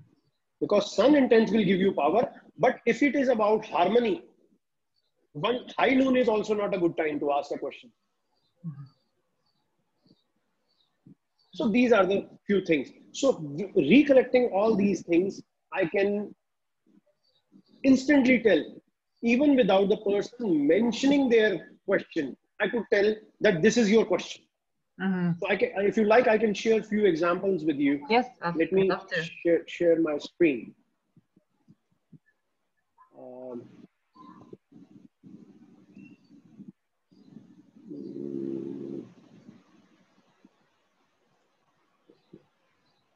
Okay, these are conversations from Facebook Messenger, WhatsApp Messenger, and everything. So these are something which are very direct coming from my phone and conversations. I have hidden names of the people to keep their identity private, but I'm sharing the conversations with you. Mm-hmm. So here you can see that somewhere around 4:21, this person says, "Hi, sir. Is consultation chargeable?" I instantly, without anything, I mean, I'm not even casting a horary chart. I mean, you can look at how can I cast a horary chart within 4 minutes, assess the chart, and tell the person that you have trouble in your relationship? So this is coming from that technique of omens, events, but definitely astrology is the source of this. Don't think that this is only from the event. Astrology also has to do a lot of deal with this. So he simply says, yes, sir, almost over from his side. Family was involved since when you are not talking, he says. So this is one. Then there is simply says, this person says, hi, how are you? I want to ask something. I simply say, your question is about disturbed relationship. Now, this is written in other language. He is telling that I am not able to get married. So again, disturbed relationship status. Because the person is born in 1986. So the person is like 96, so somewhere around 35, 36 years of age. So instantly I told that there is some disturbed relationship revolving around the person's life. So there's another question. What do you think my query would be? This lady deliberately asked me. She knew that I have the capacity to answer. So we were in the middle of a conversation and she said, okay, you tell so a lot of people, tell me please, what is my question? What would be my queries? So I told her that you don't have one query, not one. With this technique, only one at a moment can be answered because it is feasible to tell one. But you seem to have 3-4 things going up your mind, because if a person is boggling with a lot of thoughts in the mind, then even for astrologers, the results will be boggled. That is the whole thing. So she said, yes, quite a few things. I told her your own success and establishment, luck mainly, some concern in your marital relationship. You are also anticipating change of home or place of living. So then I asked her, are these things there? Yeah, she mentioned it. Yes, that I am anticipating change of place.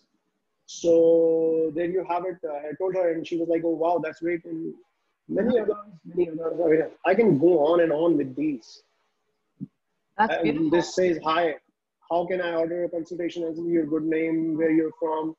Your question is about career and maybe change of place. And later, this person became a student to me. She learned astrology from me. She wanted to understand that. She was from Canada, and she was like, I told her, if not then health-related query as well. She was, yes, you are quite accurate. And later, she told me that she wanted to move from some other city to Toronto or something like that was there. And it's been quite a while. So I told, there is another, hello, sir. I simply say your question is about health or travel. She says no, about career. Now the confusion is with the ninth person. house. No, I think ninth house when she says, no, travel. Yes. No, career. This is range. No, you are associating it with the astrology. I have not casted any chart. The beauty of this is that I have not casted any chart. And even with the ninth house, you cannot simply tell us that, okay, then why I would say health. If it is with ninth house, there is no relationship of ninth house with the health. Right. Then see, simply at the bottom, you just focus on this. Want to do masters in health. Informatics from foreign. So both the things were being covered here. Your question is about health or travel. So she wanted to travel and do something in masters in health. So how to get free consultation? Your question is about partnership, marriage, or both. And then say the person says both, but how did you predict this without my details? So there you have it. I mean, I have numerous things. Hello, sir. What are your consultation charges? I simply tell you your question is about career and your stable position or promotion. Regarding that, probably it will all change. Wait for a month. I did not just even tell him what is your question. I told him how the events will, show themselves up in the near future. Wait for a month or two. You will get final clarity. How did you find it? What I said is right. I questioned him. What I said, is it right? He said, yes, it is 100% right. I am sure. So there were no details asked. And many, many more. Then I feel insecure to share my birth details on the group. So be specific with your query. I simply told him. Then I don't know maybe what happened. He said, sure, can I give you my birth details? And instantly I told is your query regarding finance and friend oriented? He said, yes, finance, but business related and friendship for business partnership. So we wanted to do business with one of our known friends. So finance and friend oriented. Yes. Then he is again asking how you get to know without sharing details. So this is not horary astrology. Right. I think your question is related to life partner. If not, then career. I simply said life related to life partner. See, cheaters, I am on the verge of signing up a divorce. I mean, I can go on and on and on. Okay, this is an interesting one. I want to take a prediction session. Do you give that? I simply tell her, is your question regarding family? If family, then progeny. In the first go, I tell her this. And look at the bottom. Can conceiving date be known? The date of conception for child be known? So this lady has a lot of questions and a lot of details. And then, I mean, how are you concerned for free? I said, your query is marriage. It's like, wow, how? So this is based on the, I mean, these are numerous conversations, I don't know. Anyway. So this is how the science works. I mean, so far, this is my journey. Coming from a child who could, you know, I mean, I had psychic abilities initially from my childhood. So there is everything involved into this, the psychic ability, the environmental observations, the dream interpretations, and knowledge of astrology. Because like as I told you, that it is forbidden in ancient texts for a questioner to approach an astrologer during sunset or sunrise. So the logic behind that, I told you that sun would be at that epoch of time, sun would be either in the ascendant or in the 7th house, which should not be the case for such a fiery planet to be. So these are simple observations which we are following and, you know, collated. So astrology is also a part of it. It's not, if you think only event will fructify it, no. Only dream will do it. All the things are to be done in a tandem. If you do it in a tandem, you get exact, precise picture of what is not only the question of the person, but what is about to come. Is also possible that you can know that the conclusion of that, the outcome of that, what the other person is asking. So this is how this science in a holistic way works. And even for an astrologer, without the help of generation astrologer and meditation, I would simply say if somebody wants to learn astrology, meditation is the key. And if you have the blessing of a guru or a teacher, somebody to guide you, because Jupiter is the guide, the Lord, the 9th house. Just give me one moment, just one moment. Just one moment, please.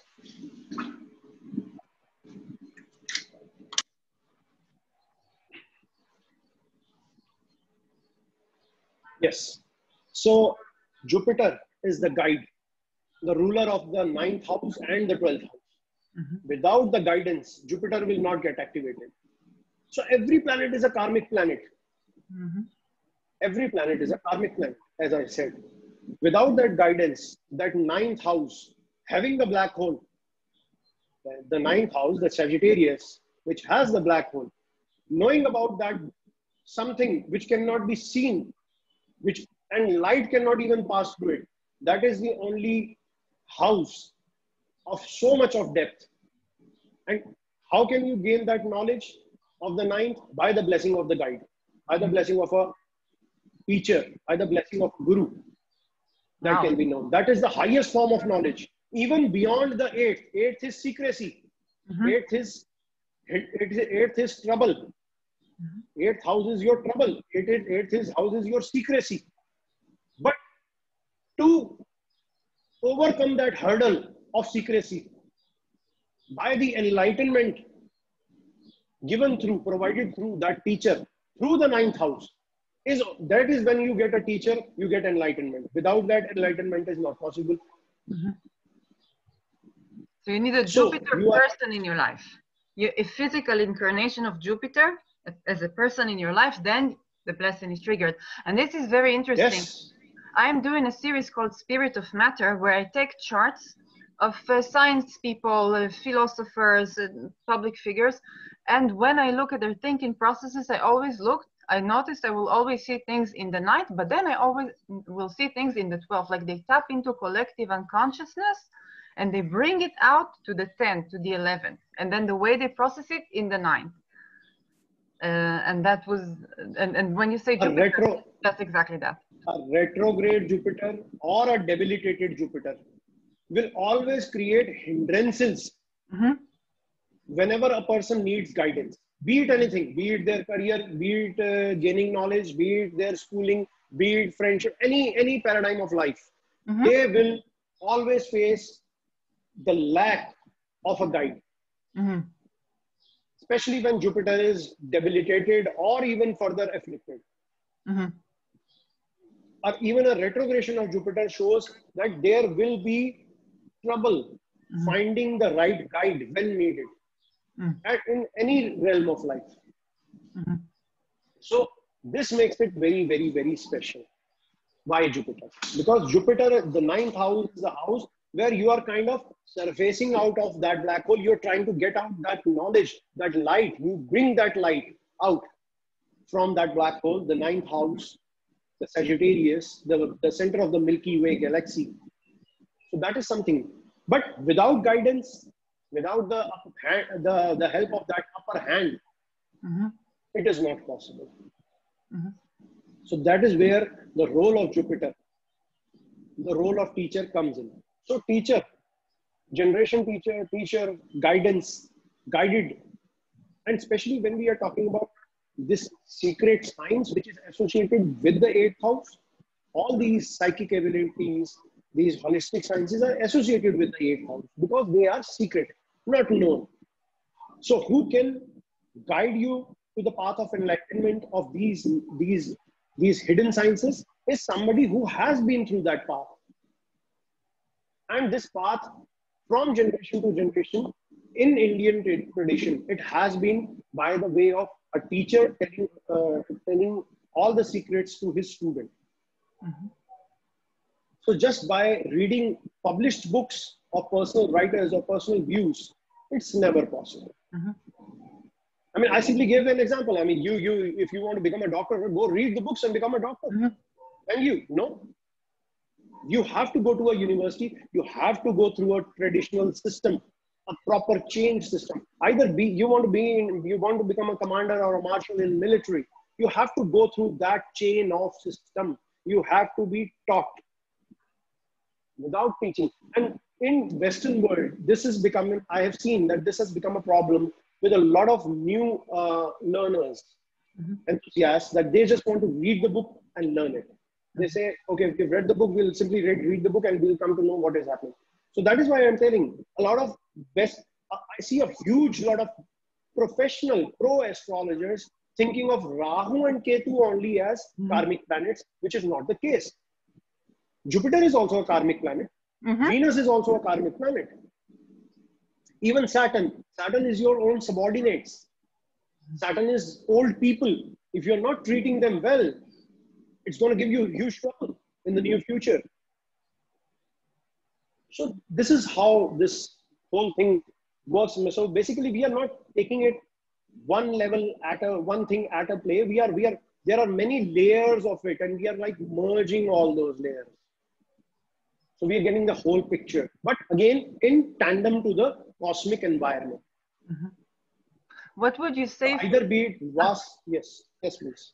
What would you say for, I also have debilitated Jupiter and retrograde, but what would you say, and it is funny because my midheaven is right on the galactic center, so I don't know, but what would you say in general, not for me, for every listener who has debilitated Jupiter, who wants to study, not in astrology or anything, what should they do to get a good guru, to get good teachers?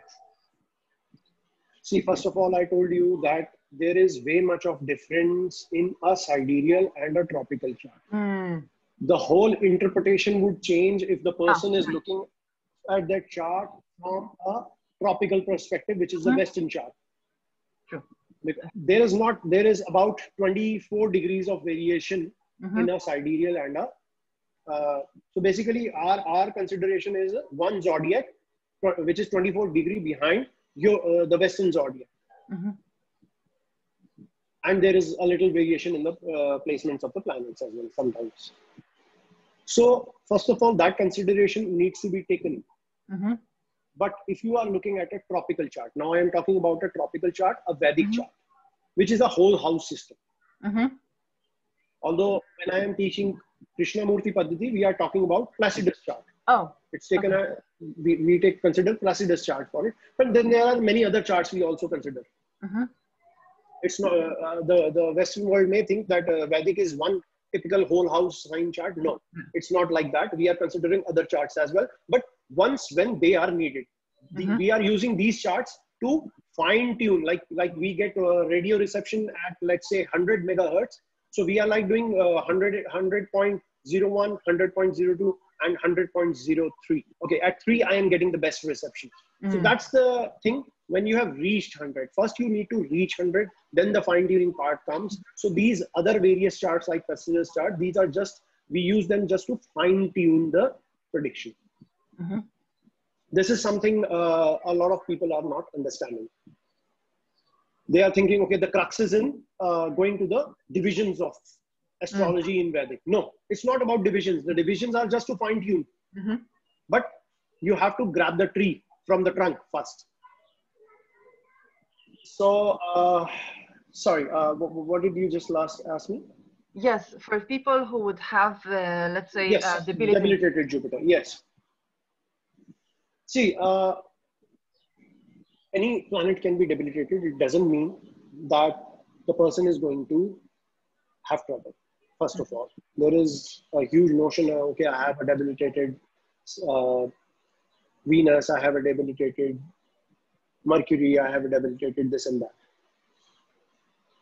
In material words, okay, let me show you the positive side of it. In material world, debilitated planets gives you more material possessions.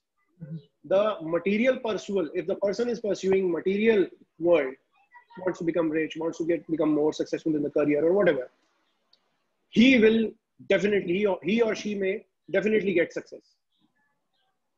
But with hindrances. If the Jupiter is debilitated, the person may be successful, may be rich, may or may not, but one thing will definitely lack is guide. Either the person will think himself or herself as a guide, that I am the guide. I don't need a guide. Or if they need a guide, they won't get a guide. That is one very simple observation. I have analyzed thousands and thousands of charts. That has to be there. But very specific positions, very rare combinations, that will depend on chart to chart, because every horoscope is a different horoscope, similar to your thumb impression. Every person has a different thumb impression. It does not match in the world. Similarly, every chart is a different chart because every person is a different person. So that individuality is exclusive. And that individuality is not exclusive just to the identity of the person. It is exclusive to the individual horoscope as well. So in some exceptional cases, that Jupiter might benefit. But in majority of cases, the guidance at many instances, the help when needed, may not be up to the mark or up to the expectation of the person. That is definitely there. And it is not just restricted to Jupiter. Any planet, if it is debilitated, especially if I am talking about luminaries, if Sun or Moon debilitates, Now that is where there will be no nullification. If sun is debilitated in any of the 12 houses, there is no nullification. That is why we have, we call it Neech Bhang. We call debilitated planet Neech planet. And Neech Bhang. Bhang is nullification of a debilitated planet. So there are rules of nullification of debilitated planets, but classics specifically say if a sun or a moon is debilitated, there is no nullification. Why? Because these are the planets which create light in the world.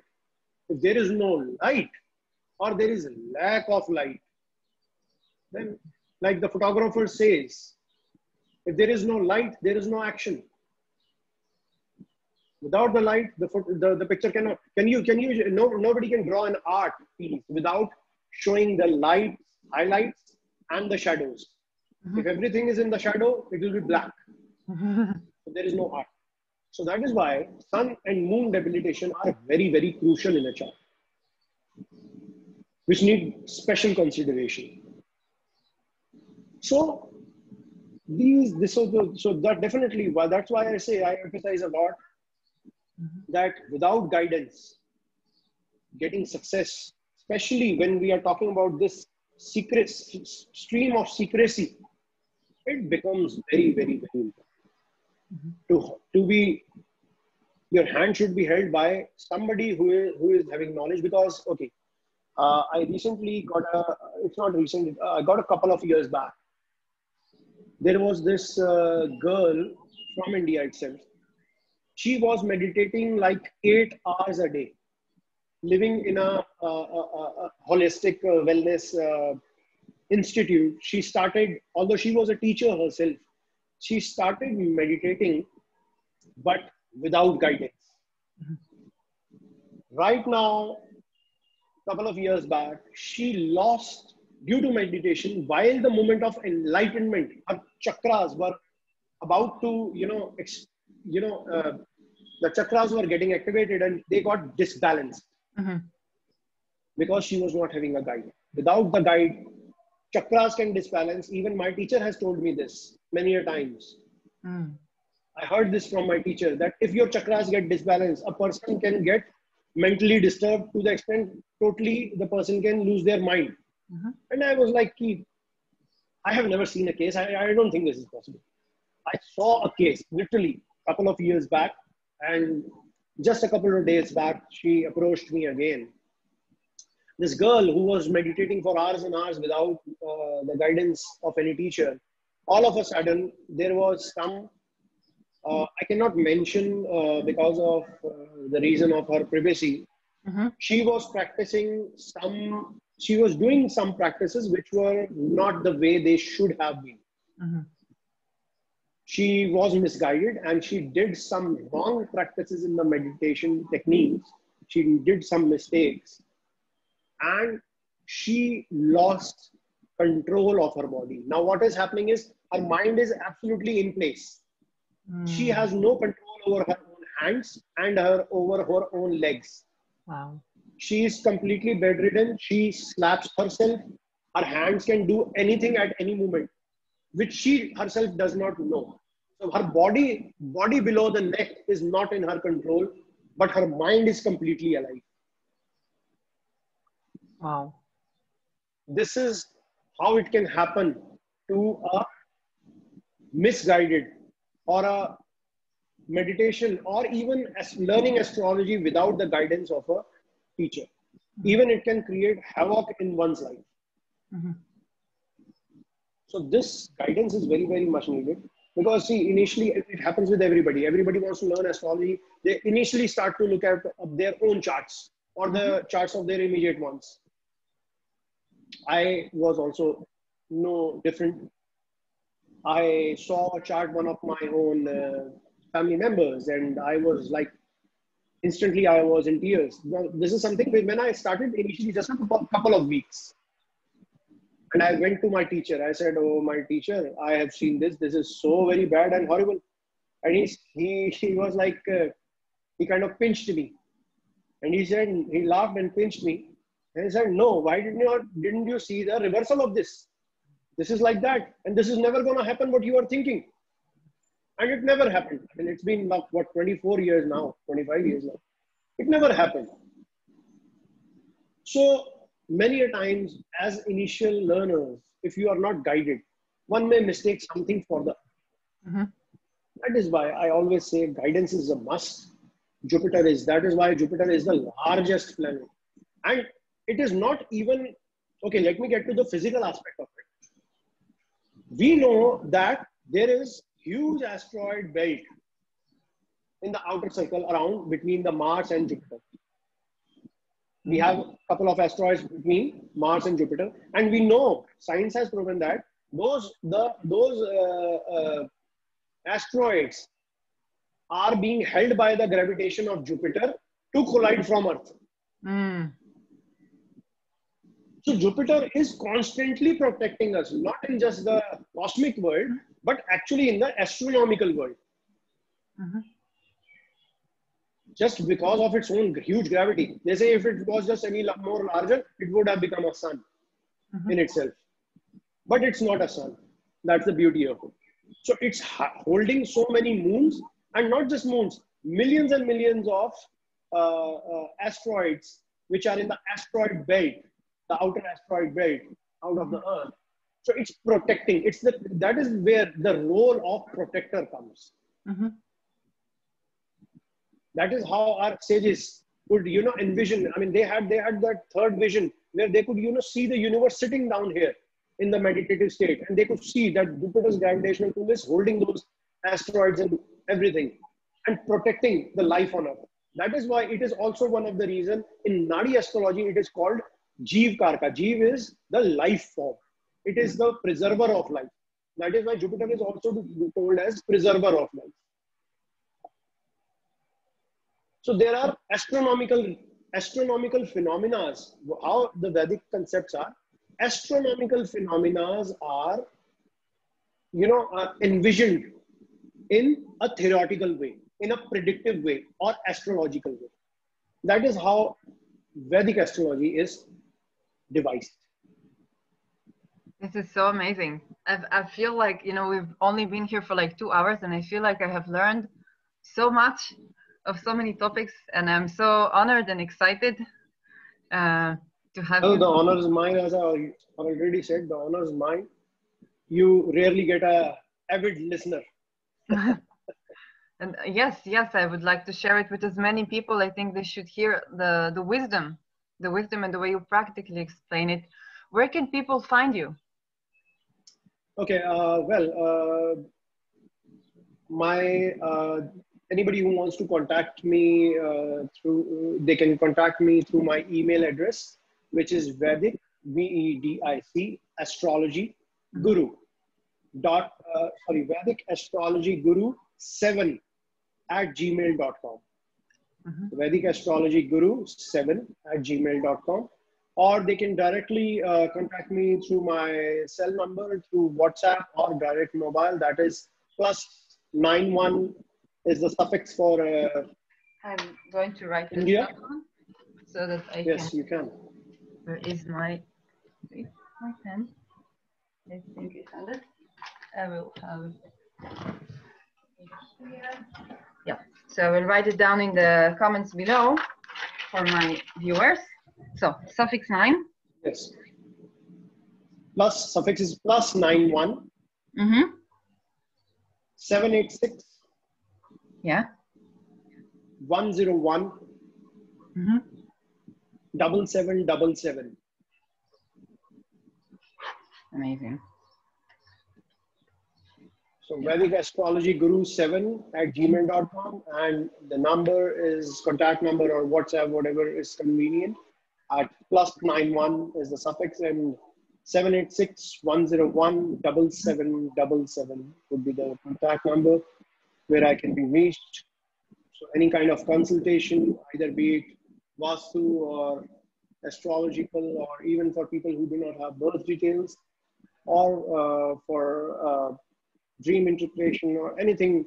And even if you want to learn astrology or learn different realms of astrology, which I had mentioned earlier. So all that can be, dealt in detail once the person contacts you. Amazing. Thank you so, so much. And I'm really, really honored. I have learned so much from you, so many new things. I can't wait to share it with my viewers. Of course, I will put the link below for your YouTube channel, for your Instagram, and of course your email and your number. And yes, that is so kind of you. So kind of you. Thank you. Thank you, Shir. Have a good day. Have an amazing day. Bye bye. Thank you. Bye. Bye bye.